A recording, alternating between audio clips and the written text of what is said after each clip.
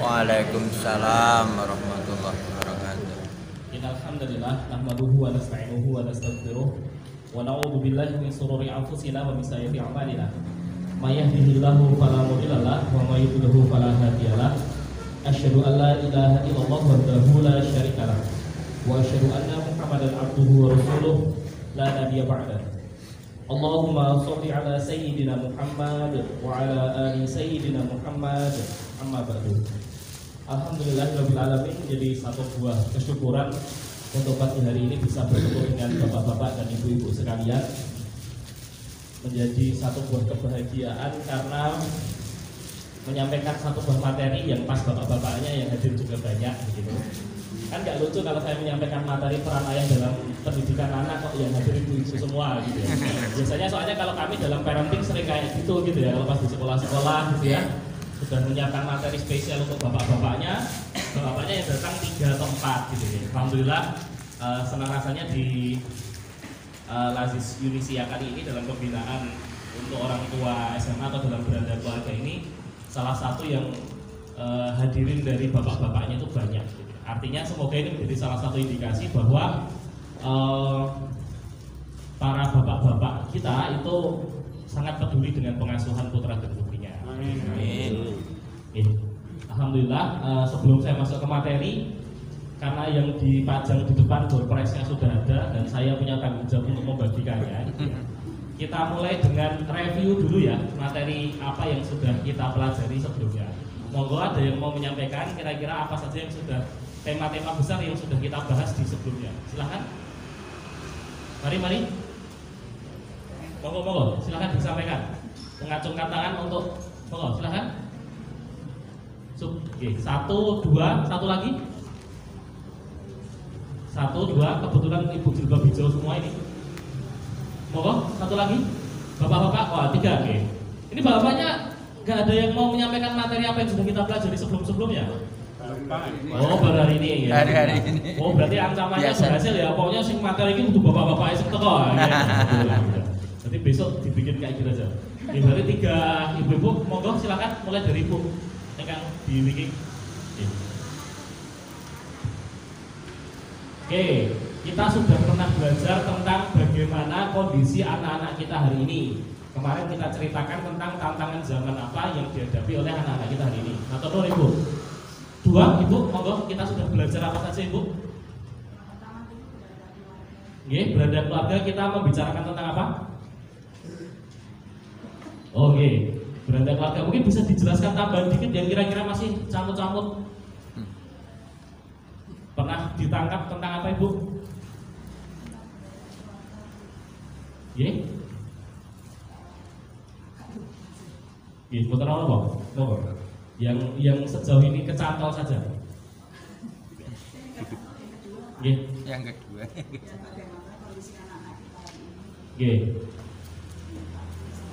Ya, ada dua. Satu lagi. Oke, monggo menambahi boleh. Kata kuncinya adalah orang tua harus menjadi teman yang nyaman bagi putra-putrinya. Kenapa? Karena ini untuk putra-putri yang sudah masuk ke fase SMA. Kalau untuk yang fase SD ya tidak saya kasih tahu seperti itu. Kenapa? Karena fungsinya memang agak sedikit satu arah mendidik begitu. Tetapi ketika sudah SMA tentu tidak bisa dengan pola yang sama ketika putra-putri kita masih di fase SD. Tapi satu yang ngacung di sini tadi, oh ibu, silakan ibu. Berarti 4 orang, silakan. Yang kedua, bagaimana kondisi anak kita hari Yeah. ini? Dan cara pertanyakan kemarin, bagaimana cara mensikapi orang tua di dalam kehidupan anak itu untuk mengendalikan emosi, baik itu dalam kehidupan sehari-hari maupun dalam lingkungan di luar. Salah satu kata kunci yang kita bahas kemarin juga terkait dengan perkembangan emosinya, yaitu kira-kira bagaimana manajemen emosinya. Karena kan kemarin secara umum perkembangan anak itu kan ada 4 hal yang harus diurusi. Nomor 1 perkembangan kognitif atau pikirannya. Nomor 2 adalah perkembangan afektif atau perasaannya. Nomor 3 adalah perkembangan dalam hal perilakunya. Nomor 4 yang tidak kalah penting adalah faktor sosialnya. Nah, ini adalah 4 hal yang harapannya nanti bisa kita bungkus gitu ya dalam perkembangan keislamannya putra-putri kita. Artinya seseorang yang Islami itu tidak hanya dari sisi ibadahnya maksudnya, tetapi juga cara berpikirnya sehat, manajemen emosinya sehat, begitu perilakunya sehat, dan juga sosialnya sehat. Kenapa? Karena Kanjeng Nabi kalau mencontohkan juga seperti itu, kan nggak hanya yang Islami itu hanyalah yang beribadah di masjid saja, kan bukan seperti itu, tetapi juga lengkap dalam hal kemasyarakatannya juga. Ya, alhamdulillah. Mungkin supaya biar tidak lupa, mohon izin Mas untuk yang 4 dibagikan dulu saja. 4 untuk ibu tadi, mau ibu tadi 1, 2, terus 3 yang nambahi sama 1 di depan. Ya, alhamdulillah. Ini penyemangat atau sebelum materinya dapat sudah dapat door prize dulu. Monggo katuran maju ke depan ibu. Monggo katuran. Ya, alhamdulillah. Oh, di foto. Kepentingan dokumentasi ini kamu. Ini kayaknya pekan-pekan ini pekan-pekan door prize dan hadiah nih sepertinya nih.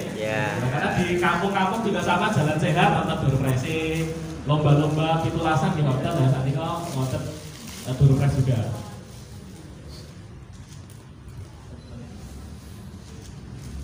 Foto sangat, alhamdulillah. Ya. Ini kok karena kita ngalahin gitu ya untuk LCD proyektornya dipakai oleh putra-putri kita yang ada di atas gitu ya. Jadi untuk Bapak Ibu insya Allah nanti kalau materi itu akan saya sampaikan via panitia, nanti biar disiarkan ke Bapak Ibu semua. Artinya tidak usah khawatir soal kalau ketinggalan materi. Semua materinya kalau PowerPoint jelas disebarluaskan kemana-mana. Ini bukan rahasia, bukan hak eksklusif pemateri, bukan. Ini sesuatu hal yang akan saya bagikan. Nah sekarang kita lebih banyak, semoga bisa kita ngalap berkah ilmunya lewat interaksi, memperhatikan dan juga mencatat barangkali Bapak dan Ibu ada hal penting yang ingin disampaikan. Oke, kita awali dari bagian yang pertama begitu. Struktur materi kita ketika pertama kali dulu kita bicara terkait dengan masalah beranda keluarga itu kan berarti melihat sistem keluarga memang secara utuh. Artinya apa? Kita menyadari bahwa tidak mungkin kita bisa membahas parenting, kita membahas materi bagaimana cara kita mengasuh putra-putri kita kalau kita tidak melihat kekokohan keluarga itu sendiri. Kenapa? Karena parenting itu kan bukan soal nasihat apa yang diberikan, tapi bagaimana kehidupan sehari-hari itu berjalan. Nah ini jadi salah satu hal yang paling pokok. Artinya apa? Mungkin cara kita sering dengar di beberapa pembahasan kita selama ini kan adalah lebih baik satu teladan daripada 1000 kata-kata atau gitu. Nah dalam parenting sebenarnya juga terikat dengan hukum tersebut. Artinya apa? Ketika kita bicara tentang materi yang pertama kali dulu terkait dengan beranda keluarga, kita menyadari bahwa apapun yang kita nasihatkan kepada putra-putri kita itu nanti akan difilter gitu gitu, tertangkap atau tidaknya bukan tentang seberapa banyak kalimat yang kita sampaikan kepada mereka. Apalagi bertambah dewasanya putra-putri kita, mereka sudah bisa menangkap informasi, sudah bisa nebak-nebak isi hatinya orang tuanya, sudah pengalaman, bapak Roy buku, ini lagi nesu sing iki. Sing iki ketoke lagi sedih sing iki. Semakin besar putra-putri kita itu kan semakin besar niteni gitu. Kondisi hati, termasuk yang paling ini agak bikin deg-degan. Ini saya sering sampaikan ke forum-forum parenting, Bapak Ibu sekalian, putra-putri kita itu juga bisa menangkap keikhlasan kita dalam mendidik mereka. Artinya kalau bisa menangkap keikhlasan, ancamannya di sebelahnya, yaitu apa? Juga bisa menangkap ketidakikhlasan kita dalam proses mendidik mereka. Lu mosok wong tua kok ora ikhlas didik anake. Tentu dalam hal ini bukan ikhlas atau tidak ikhlas itu karena kita pamer sesuatu, bukan. Tapi kadang-kadang kan nggih wonten grundel-grundel nggih. Kadang-kadang kan nggih wonten mungkin suatu saat nggih sedang terpengaruh dengan setannya. Ngopo duduk anak wangel-wangel buka baru ngurus masa buka apa-apa kowe. Kadang-kadang kita menangkap kayak napa nggih? Kalau boleh disebut, kalau bukan frustrasi nggih sok-sok niku kehilangan harapan gitu loh. Kok wis dididik seprono seprene kok tidak ada perubahan. Mereka, Bu, Pak, itu bisa menangkap itu semua. Jadi jangan diasumsikan mereka itu polos-polos seperti ketika masih kecil dulu. Meskipun mereka tidak tunjukkan itu atau mereka tidak sampaikan itu kepada kita, bukan berarti mereka tidak mengetahui suasana hati kita. Justru salah satu yang saya rekomendasikan adalah kita mulai jujur terhadap diri kita sendiri terkait dengan bagaimana suasana hati kita kepada mereka. Artinya ketika pas kita sedang tidak enak hati pun boleh loh menyampaikan itu kepada putra-putrinya. daripada sok-sokan tangguh, yang sering dialami oleh orang tuanya adalah sok-sokan tangguh, aku rapopo, aku ki ora nesu gitu ya. Tapi nek isah-isah karo klompiang gitu ya. Kalau nek nyambut damel kalau putak klunduk kalau nutuk napa paku kalau emosi nih kok gitu ya. Anak-anak itu bisa menangkap itu semua bahwa orang tuanya sedang tidak baik-baik saja. Nah, cuma kan salah satu masalah terbesar ketika kita bicara dengan keluarga, ini juga yang akan menjadi pembahasan kita terkait dengan masalah peran ayah adalah salah satu hal yang biasanya membatasi komunikasi orang tua dengan putra-putrinya, khususnya ketika putra-putrinya sudah masuk masa remaja SMP SMA ini, tantangan terbesarnya adalah gengsi. Tantangan terbesarnya adalah kita takut kelihatan jelek di mata anak kita. Loh mas, kan jadi orang tua harus jadi teladan, berarti nggak boleh kelihatan jelek dong. Sebentar Bapak Ibu, ketika saya mengatakan orang tua harus menjadi teladan bagi putra putrinya, itu bukan berarti orang tua harus selalu tampil sempurna. Teladan itu maksudnya apa? Lebih penting teladan untuk sempurna kelihatan, atau lebih penting bahwa kita meneladani bahwa nek aku kleru berarti kudu diperbaiki diriku. Nek aku durung iso berarti aku kudu sinau. Lebih penting yang mana kira-kira? Lebih manusiawi yang mana? Yang kedua. Ya lebih manusiawi yang kedua, bahwa yang ingin kita teladankan kepada putra-putri kita itu bukan berarti kamu harus tampil selalu sempurna di hadapanku. Bukan, itu bukan yang kita tuntut untuk diri kita, juga bukan yang kita tuntut untuk putra-putri kita. Kenapa? Karena ini tidak manusiawi. Allah itu kalimat menyapa kita itu kan kalimatnya kan sangat romantis sekali. Innallaha yuhibbut tawabina wa yuhibbul mutatahhirin. Nah ini seringkali terjemah bahasa Indonesianya agak sedikit bikin salah paham. Sesungguhnya Allah mencintai orang-orang yang bertobat dan yang apa? Yang bersih, yang suci. Bukan Bapak Ibu sekalian, tetapi yang senantiasa membersihkan diri. Jadi mutatahhirin itu Bu, Pak, niku kata dasarnya memang tohir, artinya bersih. Tapi mutatahhirin menika artosipun senantiasa membersihkan diri. Kalau senantiasa membersihkan diri itu berarti kotor boleh enggak? Boleh, tapi setelah kotor jangan lupa membersihkan diri. Artinya ini kados kita kalau pas sudah wudu terus tidak telek titik atau nggih. Apakah membatalkan wudunya? Boten, tapi harus sebelum sholat kita cuci dulu kakinya, tapi tidak harus berwudu ulang. Karena itu tidak membatalkan wudunya. Cukup kita bersihkan sampai tidak ada bau, tidak ada warnanya, tidak ada bekasnya, maka kita boleh terus sholat. Jadi orang tua pun Bapak Ibu sekalian, itu juga demikian. Bahwa kita tuh mengalami kesalahan dalam mendidik anak kita itu manusiawi. Ya sok-sok ki ono emosine barang, ngoten nggih. Sok-sok niku kok ya ono marahi jengkel putra-putrine enggak apa-apa. Justru teladannya itu adalah kita pernah menunjukkan kalau kita itu pernah kotor. Bar niku napa? Kita minta maaf, kita mengklarifikasi, kita menjelaskan. Itu menjadi salah satu bagian yang manusiawi ini. Artinya jangan dipahami ketika kita memahami orang tua itu yang paling penting teladannya daripada kata-kata, berarti teladan ini artinya nggak pernah salah, selalu tampil sempurna dan berusaha terlihat baik-baik saja setiap saat di hadapan putra-putrinya. Itu menyiksa sekali Bapak Ibu sekalian.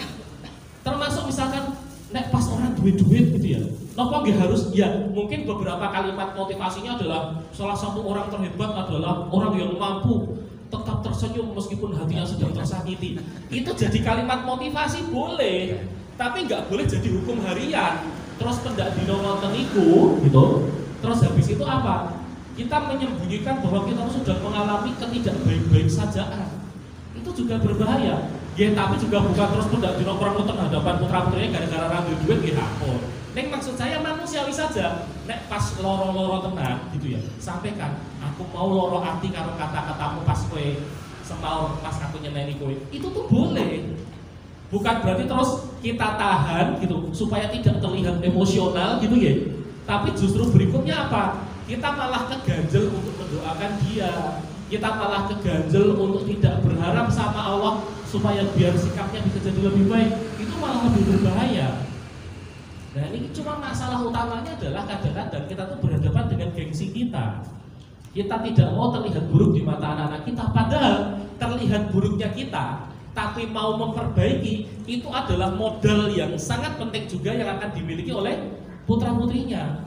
Bayangkan kalau akhirnya anak-anak kita meneladani apa yang kita lakukan, yaitu apa? Terlihat selalu tampil sempurna di hadapan orang tuanya, tapi ternyata di belakang itu hidupnya porak-poranda. Kira-kira lebih menyakitkan yang mana? Yang akhirnya kita tahu belakangan bahwa ternyata selama ini anak saya berpura-pura kelihatan baik di hadapan saya. Saya yakin tujuannya tidak jelek, Bu. Tujuannya pasti baik. Tujuannya apa? Supaya orang tuanya tidak khawatir, supaya orang tuanya tidak marah-marah, supaya orang tuanya tenang. Tapi kan kalau kita sampai tahunya justru malah dari orang lain, itu justru sesuatu hal yang tidak kita harapkan. Artinya menjadi teladan bukan berarti harus selalu sempurna. Tapi kalau punya kesalahan diperbaiki. Kalau bersalah minta maaf. Kalau ternyata ada kekeliruan berarti kemudian terus mengklarifikasi. Kalau pernah salah kata, salah ucap, terus kemudian dijelaskan. Manusiawi saja. Itulah salah satu hikmah yang sangat besar. Kenapa Nabi dan Rasul kita itu tetap diturunkan dari kalangan manusia. Ini lagi-lagi kalimat romantisnya Allah Subhanahu wa taala ketika di dalam Ali Imran ayat 110 kan disebutkan kuntum khairu ummatin ukhrijat linnas ta'muruna bil ma'ruf wa tanhauna 'anil munkar wa tu'minuna billah. Kalimat yang disampaikan Allah apa? Kuntum khairu ummah. Kalian semua adalah umat yang terbaik. Ini kan merujuk kepada umatnya Kanjeng Nabi. Kalimat di sini adalah ukhrijat linnas. Ingat Bu, bukan anzala, tapi ukhrija. Allah itu kalau menjelaskan sesuatu yang awalnya nggak ada, terus jadi ada, niku bisa pakai dua kata. Yang pertama pakai pilihan katanya adalah anzala. Misalkan contohnya adalah anzalal ma'a. Allah turunkan air, niku sedang menggambarkan hujan. Berarti artinya apa kalau anzalal ma'a? Niku saking dhuwur medhun. Terus kemudian anzalas sakinah. Allah menurunkan kedamaian di dalam hati. Ini bukti bahwa kalau kedamaian itu adalah sesuatu yang Allah yang ngasih. Memang itu adalah Allah yang ngasih. Jadi tidak mungkin ada sebuah keluarga sakinah kok murni cuma gara-gara ikhtiar manusianya, enggak mungkin. Itu adalah berkah dari Allah. Anzalas sakinah. Anzalas sakinah itu kalau dijelaskan kedamaian itu datangnya mirip kayak kabut. Kabut itu datangnya dari pantai ke gunung atau gunung ke pantai? Dari gunung ke pantai saking luar mandap. Nah, tapi ketika menjelaskan kuntum khairu ummah itu pakai kata ukhrijat. Ini misalkan kata kharaja ini, ukhrija ini sering dipakai kalau untuk tumbuh-tumbuhan. Artinya apa? Dari tanah terus kemudian muncul ke atas. Nah, kenapa kok Nabi kita itu kok tetap manusia ya? Karena memenuhi kaidah ini bahwa ukhrijat linnas. Nabi kita itu manusia yang sama seperti yang lain. Tetapi karena Allah berikan keutamaan, karena Allah berikan ikhtiar yang luar biasa, Allah berikan kesempatan itu pas di masa kecil dibedah dadanya untuk disucikan, dan terpilihlah Nabi Muhammad SAW sebagai kanjeng Nabi kita ini. Itu kemudian terangkat derajatnya karena keilmuan, karena hidayahnya Allah kemudian naik ke atas. Tapi dari kalangan kita sendiri, sehingga apa? Contoh-contohnya, teladannya pun manusiawi. Pertanyaannya itu adalah, apakah Rasulullah pernah marah? Pernah boten? Pernah. Tapi apakah Rasulullah itu kalau marah tidak terkendali? Boten. Artinya apa? Bukan berarti kalau Nabi itu sudah tidak bisa marah. Boten ngoten iku. Yang menjadi kontrol adalah bahwa ketika seseorang marah itu berarti harus satu, tujuan marahnya itu harus ikhlas, gitu nggih. Tujuan marahnya memang karena Allah, bukan karena sekedar pelampiasan emosi. Yang nomor dua, caranya juga tidak boleh merusak di kiri dan kanannya. Nah, ini yang menjadi salah satu hal paling pokok. Artinya apa? Menjadi orang tua ketika di materi kita yang pertama terkait dengan beranda keluarga ini, utamanya adalah menjadi manusia, begitu, tetap manusiawi, tapi kemudian naik selevel demi selevel, begitu, untuk menjadi lebih utama. Oh, ya tak tirakatku yang pertama tambah sabar, tirakatku yang kedua lendongo sing tenanan, tirakatku yang ketiga ibadai dikecengi. Semoga dengan itu suasana beranda keluarga kita itu semakin lama semakin baik dari waktu ke waktu. Ini materi yang pertama. Materi yang kedua, kita mulai masuk ke kenyataan yang kita alami hari ini. Bagaimana terkait dengan kondisi putra-putri kita yang ternyata di Kupang gitu ya, kalau boleh kita sebut, dikelilingi dengan tantangan-tantangan yang sangat besar.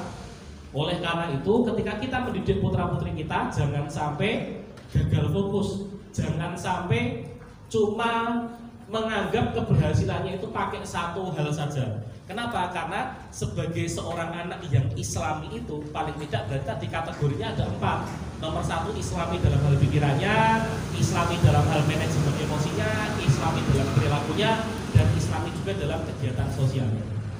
Nah, sekarang kita masuk ke materi yang ketiga. Materi fundament berikutnya adalah terkait dengan peran ayah dalam pengasuhan. Nah, apa yang menjadi konsentrasi pokok materi ini, Bapak Ibu sekalian? Karena ternyata yang kita lihat dalam beberapa waktu terakhir itu menunjukkan bahwa salah satu hal yang benar-benar sangat beresiko yang kita alami sekarang itu sebagian besar masalah-masalahnya itu juga karena penyebabnya adalah kurangnya peran ayah dalam pengasuhan. Saya kasih bukti beberapa hal. Nomor 1, gini kira untuk dari sini, bukan apa-apa gini. Kalau dari sini tujuannya baik insya Allah. Yaitu sekarang kita menghadapi ada 2 karakteristik generasi muda yang itu agak sedikit bikin deg-degan. Nomor 1 adalah cah lanang, ning ora lanang-lanang banget.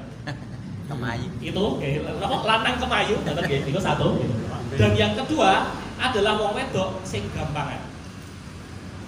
Ya, gampangan tentu Bapak Ibu sudah tahu maksud saya arahnya gampangannya kemana. Nah ini kalau dicek Bapak Ibu, kalau kita runut penyebabnya dari mana, ini saya sebenarnya harus agak madep ke sini, agak cukup tenanan nih Bapak Ibu. Kenapa? Karena 2 fenomena ini, itu hari ini semakin lama jumlahnya semakin banyak. Disadari atau tidak, wong lanang kemayu tadi, itu sekarang sudah termasuk menguasai dunia hiburan kita. Entah itu kita bicara TV atau bicara YouTube, nonton ya, yang sekarang benar-benar jadi kesehariannya putra-putri Bapak Ibu sekalian. Jumlah wong lanang kemayu ini di kalangan entertainment itu angkanya sudah bisa mencapai 30-35%. Artinya 1 dari 3 wong lanang sing tok temoni nang dunia hiburan kuwi ya rada kemayu tadi gitu. Loh, apa ya salah ya nek cen kodratnya kaya ngono? Kalau seandainya itu memang kodratnya demikian, kita tidak pernah mempermasalahkan. Tapi ternyata Bapak Ibu, yang berdasarkan penelitian yang selama ini muncul, itu terkait dengan masalah wong lanang kemayu ini bukan karena genetis Bapak Ibu sekalian, bukan karena terlahir demikian. Karena kalau permasalahan genetis yang muncul itu mohon maaf kalau sampai ternyata memang secara ekstrim di kelaminnya gitu, itu memang bermasalah. Loh, kalau kayak gitu itu genetis, sesuatu hal yang dia tidak bisa ubah. Itu jumlahnya cuma 0, sekian persen di antara populasi, nggak mungkin sampai 30%. Nganti ono wong lanang kok kemayu jumlahnya 30%, itu disinyalir penyebabnya adalah penularan sosial, didikan lingkungan Bapak Ibu sekalian. Nah pertanyaan saya untuk membahas case yang pertama terkait dengan wong lanang kemayu ini kira-kira faktor didikan apa kok bisa jadi kayak gitu? Ternyata salah satunya anak itu mulai dari kecil sampai ketika dia akil balik itu kemungkinan salah satunya Pak, dia itu kan menyerap informasi soal peran gender nek cara sakniki jenenge. Napa niku peran gender? Yaitu nek wong lanang kuwi kudune standare kaya ngopo? Misalkan dalam berperilaku, dalam menyampaikan pendapat, dalam menghadapi konflik, dalam mengambil keputusan, itu kan dia butuh referensi. Nah kira-kira kalau di dalam keluarga kita referensi untuk wong dadi wong lanang sing tenanan, nek seorang anak niku referensine sinten? Bapak. Tak nggih sing mriki iki lho gitu nggih. Tak nggih bapak-bapak niki to.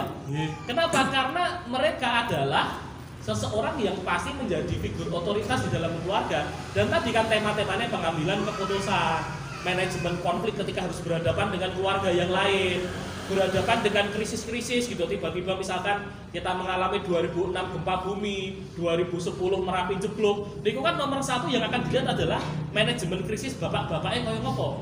Nek kaya ngene iki aku kudu panik apa kudu tenang. Nek ngoten iki mboten saged kita membebankan kepada ibu-ibu gitu ya. Wong ibu-ibu niku kompore rada makbluk sithik langsung celok-celok kok nggih ngoten nggih. Artinya apa? Memang ibu-ibu tidak mendapatkan beban tugas untuk terkait dengan tema-tema ini untuk mengajarkan kepada putra-putrinya. Tapi yang terjadi Bapak Ibu sekalian, menurut penelitian kami di 1985 ke sini, ada satu fenomena yang memang mengubah wajahnya bangsa Indonesia. Ya, nek coro sejarah, walaupun saya saat itu juga belum lahir, tapi berdasarkan dokumen yang kami pelajari itu mulai dari Repelita 3. Wah, ini cerita sejarah nih. Repelita 3 tentang apa Bapak Ibu ada yang ingat? Wah. Kok menonton saya kelingan? Ingatnya Pak Harto. Repelita 3 menikot kata kunci utamanya adalah mengubah Indonesia yang awalnya negara agraris menjadi negara Industri. dibuka lapangan pekerjaan seluas-luasnya di bidang industri yang sebelumnya belum pernah ada di Indonesia secara masif. Pabrik-pabrik dibuka, gini corone mungkin di banyak tempat, garmen-garmen Yeah. dibuka luas, terus kemudian juga termasuk pabrik-pabrik industri yang di situ menyerap tenaga kerja banyak, yang akhirnya mendorong salah satu yang di hasil penelitian yang kami cek adalah bahwa apa yang disebut bapak keren gitu ya, figur bapak yang keren di Indonesia itu mulai berubah. Kalau dulu adalah figur yang mengayomi, figur yang senantiasa ada ketika ada permasalahan, ternyata gara-gara Repelita 3 tadi berangsur-angsur mulai berubah. Figur bapak kerennya jadi apa Bapak Ibu sekalian? Yaitu bapak yang keren adalah jarang ketemu anaknya nggak apa-apa, jarang komunikasi sama anaknya nggak apa-apa, yang penting pulang bawa uang. Merasakan fenomena-fenomena semacam ini? Kenapa? Berarti kurang lebih sejak tahun 85 tadi sampai awal 90-an itu terjadi perubahan mindset di kalangan keluarga kita. Yowes Pak, rasa oleh lunga aduh rapopo kerja aduh rapopo, sing penting kok beli nggawa duit. Nilai fungsi seorang bapak beberapa hal akhirnya di-cover oleh ibu. Loh, apakah berarti ibu-ibu juga salah wong akhirnya tidak bisa dibebani itu akhirnya kan jadi itu. Lah kan kahanane kados ngono kok. Akhirnya apa? Pengambilan keputusan, manajemen krisis, anak-anak lanang belajarnya dari siapa? Ibu. Dari ibunya, yang memang sebagian besarnya dianugerahi Allah berupa perasaan yang lembut, mengedepankan emosi dibandingkan akalnya. Lah itu kan memang perannya ibu di situ untuk mengajarkan. Tapi ketika ternyata dominan pengasuhan dipegang oleh ibu-ibu, artinya salah satu hal yang paling mendasar adalah terjadi pola perubahan kualitas para laki-laki di Indonesia. Ini fenomenanya terasa sekali. Nah, kalau kita lihat Bapak Ibu sekalian, dan Deni sekalian, di tahun 1985 anak-anak yang lahir di tahun-tahun itu kan berarti kurang lebih tahun 2000, berarti ditambah 25 tahun. 85 tambah 2010 berarti. Tahun 2010, anak-anak laki-laki yang dulu lahir di tahun 1985, yang bapak-bapaknya mulai sibuk bekerja, jaraknya jauh, jarang ketemu, jarang berinteraksi ini, di tahun 2010 anak-anak laki-laki ini sudah punya anak laki. Karena kan berarti kalau lahir 85 tahun 2010 dia usianya 25 tahun. Asumsinya sudah menikah dan sudah punya anak-anak lagi. Apa yang terjadi? Berarti anak-anak yang lahir tahun 2010-an ke sini punya bapak yang ternyata jarang mendapatkan sentuhan dari bapaknya. Kita tepat di tahun 2010 kemarin, kita tepat mengalami satu kali hutang generasi. Kenapa? Ada generasi anak-anak yang bapaknya tidak atau jarang tersentuh oleh bapak-bapaknya. Deadline-nya kapan Bu untuk bayar hutang ini? Deadline-nya adalah 2010 tambah 25. Karena asumsinya anak-anak yang lahir tahun 2010 itu nanti akan punya anak-anak lagi tambah 25 tahun 2035. Berarti deadline-nya kurang lebih sekitar 10 tahun lagi. Kalau kita tidak merubah kondisi keluarga-keluarga kita, kalau kita tidak berbenah atas ini semua, maka tepat akan ada 2 generasi laki-laki yang mbah kakunge dan bapaknya ora cedak karo bapaknya. Kalau pas yang tidak cedak sama bapaknya itu cuma bapaknya toh, kita masih bisa shortcut. Kenapa? Karena dalam pola di Indonesia itu juga dikenal grandparenting. Napa niku grandparenting? Pengasuhan yang diasuh oleh Mbah Kakong, Mbah Putrine. Ya. Dalam beberapa hal mungkin secara psikologis ini agak bermasalah. Karena kan nek jenenge Mbah Kakong, Mbah Putrine kan nggak pernah bilang enggak nggih kalih cucu-cucunya toh. Ini kan kok rada memanjakan berlebihan. Tapi dalam beberapa hal ada positifnya. Kenapa? Karena figur-figur laki-laki dan perempuan yang tidak didapatkan langsung dari bapak ibu nih bisa melihatnya dari Mbah Kakong, Mbah Putrine. Tapi nek Mbah Kakongnya bapak nih sudah tidak dekat dengan bapak-bapaknya, apa yang bisa kita harapkan? Maka Bapak Ibu sekalian, ini menjadi tantangan terbesar kita hari ini. Nomor satu, fenomenanya seputar wong lanang kemayu ini ternyata sesuatu hal yang memang diciptakan secara sosial. Jadi ditularkannya itu bukan karena genetis, bukan karena ombian bapak ning ngono anake, bukan. Tapi bisa diselamatkan lewat pengasuhan, lewat perilaku, lewat kontrol sosial, itu bisa diselamatkan. Pertanyaannya, bagaimana dengan keluarga kita hari ini? Ini fenomena pertama, yaitu terkait dengan wong lanang kemayu. Yang nomor dua, fenomena seputar wong wedok gampangan. Kenapa secara pikiran umum kita melihat semakin kesini, semakin mudah untuk perempuan membuka auratnya dan menunjukkan sisi-sisi yang harusnya itu dia jaga. Kenapa sekarang wong wedok-wedok nom-nom sing saiki sekelas nggih carane seusia putra-putri kita itu kok terlihat sepertinya rapuh sekali, mudah ambruk, mudah termakan janji-janji laki-laki, termasuk juga mudah sekali patah hati ketika tertolak atau khawatir banget untuk tidak dapat pacar, khawatir banget untuk tidak dapat jodoh dan semacamnya. Penyebabnya apa? Nah ternyata saya juga harus masuk ke sini lagi. Oh, bapak lagi. Kenapa? Wah kan temanya bapak. Nek untuk yang nanti saya mau agak ngeritik ibu-ibu untuk pertemuan yang akan datang, peran ibu dalam penghasilan. Saat ini memang tersangkanya bapak-bapak dulu. Apa yang terjadi Bapak Ibu sekalian? Kalau tadi anak laki-laki yang tidak dekat dengan ayahnya, resikonya jadi kemayu, susah mengambil keputusan, bingungan, panikan dan semacamnya. Nah ternyata anak perempuan yang tidak dengan bapaknya itu secara penelitian juga berefeknya agak sedikit fatal. Apa fatal yang saya maksud? Anak perempuan Bu, cinta pertamanya itu siapa? Bapaknya. Pak kita itu harus menyadari. Ini saya berbicara bapak-bapak selevel ini. Selevelnya kenapa? Karena anak saya juga perempuan, kan ya? Anak-anak perempuan kita itu jatuh cinta pertama kali itu dengan bapaknya. Kita adalah laki-laki pertama yang dicintai oleh anak-anak perempuan kita. Pertanyaannya adalah kasih sayang dan cinta seperti apa yang kita berikan kepada anak perempuan kita ini? Cinta seorang bapak itu cinta paling lengkap untuk anak perempuan. Karena saya bisa bilang cinta paling lengkap. Karena apa? Satu, tidak berharap untuk memiliki.